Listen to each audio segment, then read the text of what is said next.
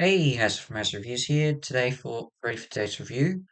So, The Flash, yes, finally saw this on last week. Pretty good experience. Actually used motion seats, with rides that simulate the, you know simulate the motion of the film and all that. Like attractions. They used it for see this film, which was effective with certain action scenes, and with the Flash with super speed, definitely felt good. Didn't go full on, just wanted to ease into it, just because it's my first time. But let's just get on.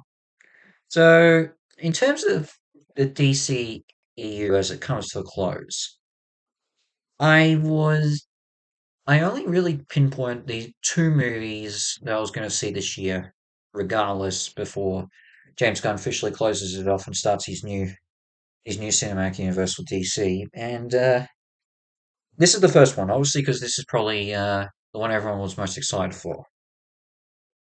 And so I wanted to see it. And, I'm a huge fan of the Flashpoint's paradox stories and in the comics. And I thought, I wanted to give it a shot. And what did I think? It's good. It really is good. But there is one thing I will say at the end because it may be a bit of. Let's get on with it.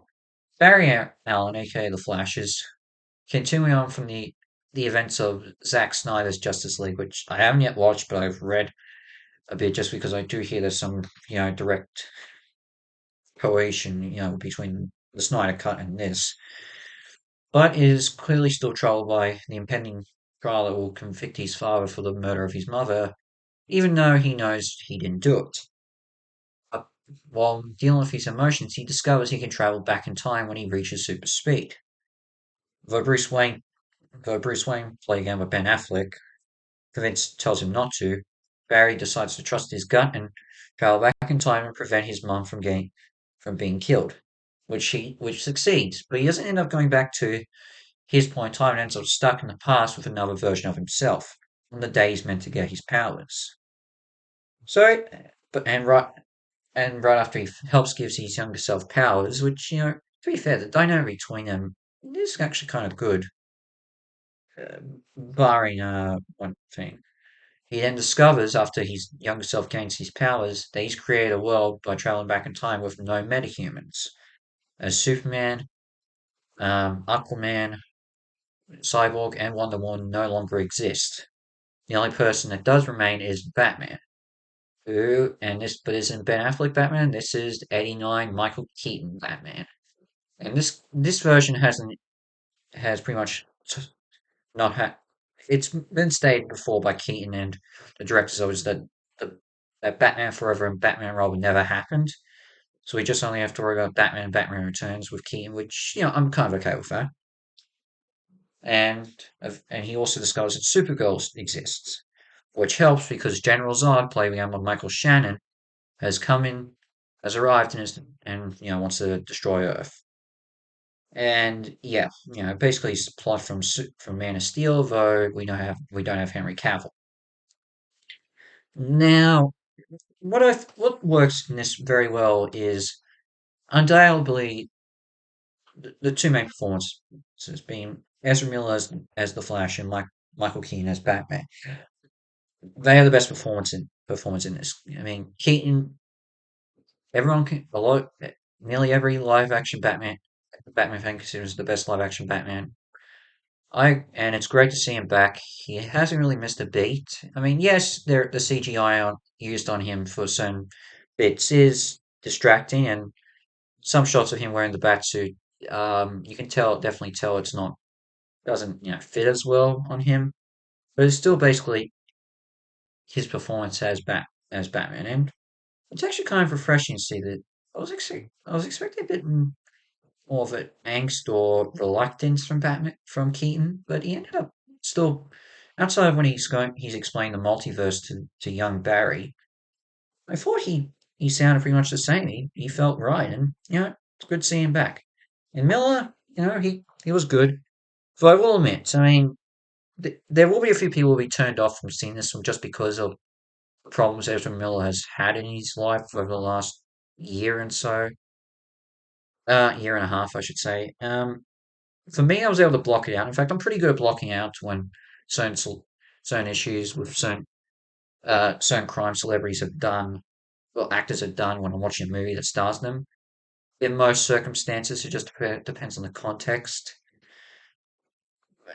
But yeah, I know this will be a problem for others, so discretion. So just keep that in mind if you do have issues with what's going on with Ezra Miller and you think they'll distract them. If you think it will, maybe it's best you don't watch it.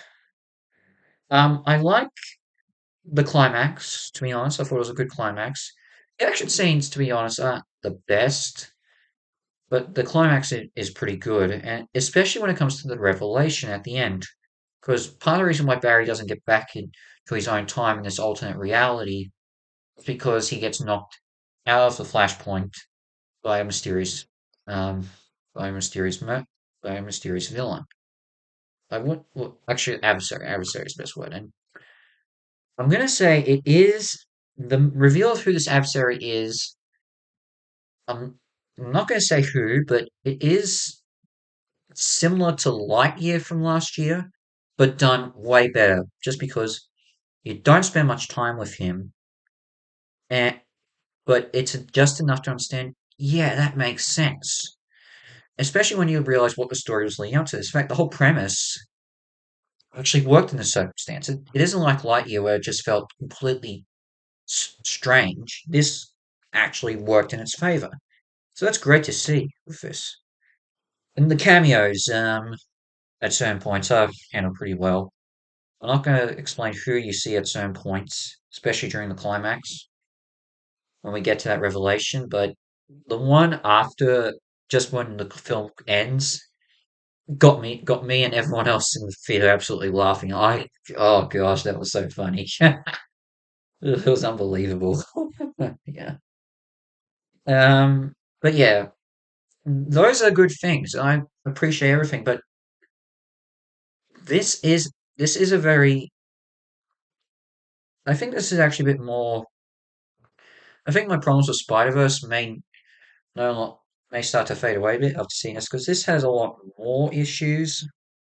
But I don't know. Yeah. Let's go over it. The visual effects, with the exception of a few things like some of the action scenes, the Batwing, and some and when we enter the Flashpoint, aren't really that good. Especially the opening fight with the Flash saving those babies. Oh my gosh, that was not good. And there's some other shots too that don't look good, like faces and that. They look horrible. Supergirl, she's a fascinating character when you in certain things like some of the TV shows, obviously the comics, and even Injustice too had a good interpretation of Supergirl. This I don't really think it's perfect. I mean, she's not in it that much really, but yeah, I wasn't too much of a big fan. I mean, yeah, especially since she's one of the only heroes that exist in this new reality. Speaking of, young Barry Allen is not perfect, really. Yeah, he is weak, and there is a lot of um, um, annoying moments with him, but you can stomach him okay, especially with certain emotional moments. And as I said, the ending does work in its favor with him, honestly. Um, I wanted more personally from Barry Allen's mother in this alternate reality because you only see her once when the Flash changes the reality, the timeline, and again at the end. I wanted more from because that's the whole reason why he changed the timeline, just so his mother could be alive, and of course his father. But his father, yeah, I'm okay for the limited amount of screen time, but I wanted more from the mother. The humor in particular, with the exception of there are a few things I don't. There's a few jokes that are okay, but certain others are just absolutely cringeworthy when he changes the timeline. Like when the Flash sees his friends from in this alternate timeline, and yeah, there's this running gag of the fact he's changed certain movies around with their lead actors. Like Eric Stoltz actually is now Marty McFly in this universe, and Kevin Bacon I think is now in Um, Dirty Dancing, I think it is now. I don't, yeah, look, he's obviously changed stuff around, and yeah, I don't know. Yeah, it's not funny, and both scenes really did annoy me. Those bits of humor, though certain other moments worked. Um, I will say General Zod. Yeah, I could. With the other, I will say the other actors are all as great as Keaton and Miller, but you know they're serviceable enough. Some of them, I mean, I don't like. I think Michael Shannon was didn't really get much in this, and I can definitely tell. Same as I said with Supergirl as well. Some of the friends and that could have been done, but yeah. And yeah, I think, but the biggest thing I will say with this film is that, well, I enjoy it. I think it's great. I actually think it's best you watch it and get your own opinion because, well, I can say this is great. I mean, this is a good movie. I don't. I think it's best others watch it for their own personal opinions because it's not really something I think you can just judge on what others think. It's a strange film. It's a strange film like this, and honestly, I like films like this where you have to watch just to get your own opinion of it. And but yet again, it does cause a bit of it could be seen as a bit complicated. I don't know if this seems right in that, but that's just the way I feel. So if you, I do think you need to see this first just to get your own opinion. But from my view, this gets a 6.9 out of 10 stars. It's not 6.5, it's not quite 7, but yeah, I still enjoyed this film. It's clunky, but its faults, its pros just make it enough, uh, it's good enough for me to give it a to, get it above a 5, you know. A 6.9 is a good score for me. And the fact it's so far in the 70% range on Rotten Tomatoes, yeah, it's about close. I think I think I enjoy it. It's a good movie. So, yeah. Um, thumb up, thumbs up. Yeah, but definitely it's best you watch it yourself to get your own opinion on it. So, yeah. Well, in terms of my next movie I'll see in theaters, it's Indiana Jones and the Dial of Destiny. Whether or not I review something before, do a video before that, I review that, it's just going to come down to if I get the time for it. So just keep that in mind. Um, but in the meantime, House of Mass Reviews is out, and I'll see you for my next video. Ciao.